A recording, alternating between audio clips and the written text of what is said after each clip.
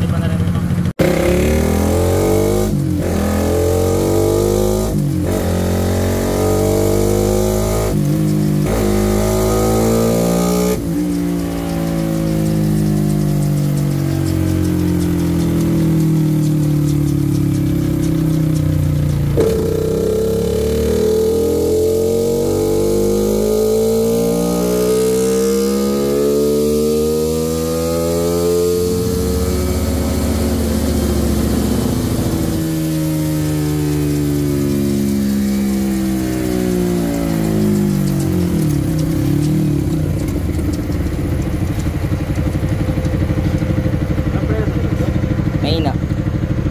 Preno sa likod ng ina.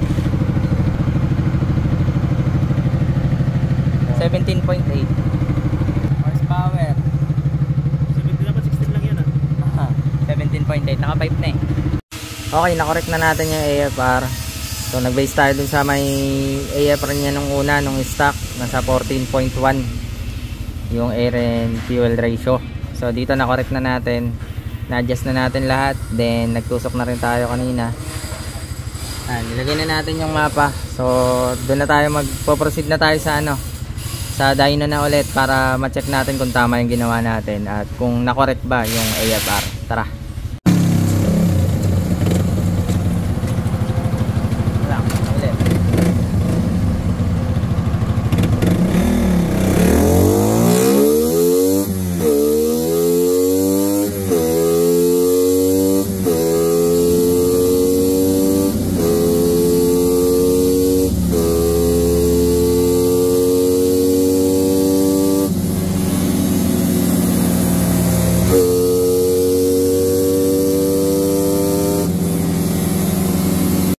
Alright, ito si Kupal ka ba, boss? Ayan, 12.8 yung nakuha natin ng AFR, ibig sabihin optimal, maayos, okay na yung AFR, correct na para sa kanyang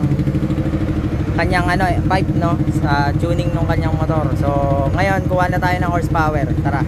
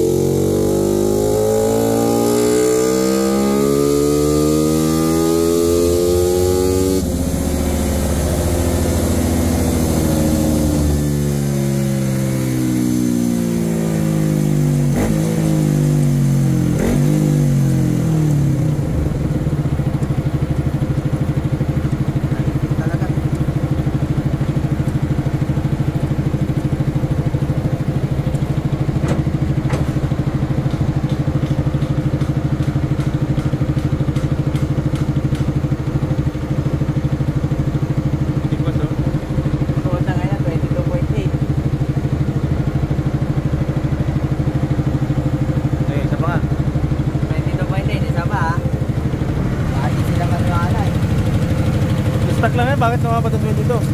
Wala. Inis to eh.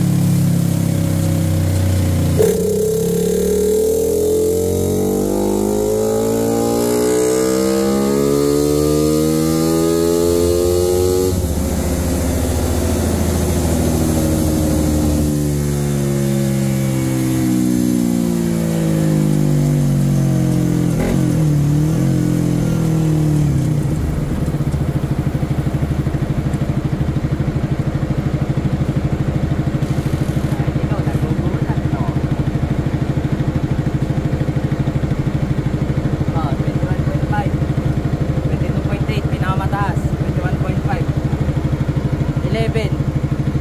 Oh. Yan yung ano, power band. Ano nga sabi mo? Power 21.5, pinakamababa. Pwede na pang ano yan. Pang racing. Mga RGB na ba to? Ayan boss nyo.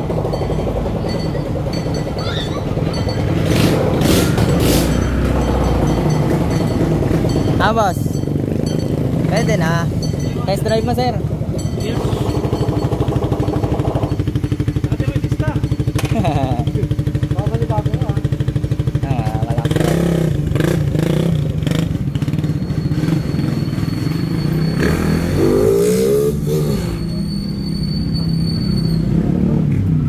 Basta zero pa naman yan. Nahilig daw sila magwaswasan ng mga tropa niya naka-Raider F-Idle. Tapos remote lang pa ako sa lab.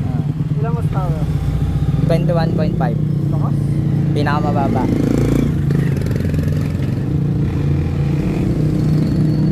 Ragdag niya na yan. Ano? Ano masasabi mo? Parang naging aggressive siya. Aggressive, no? Throttle response gumanda. Oo. Ayos, ayos.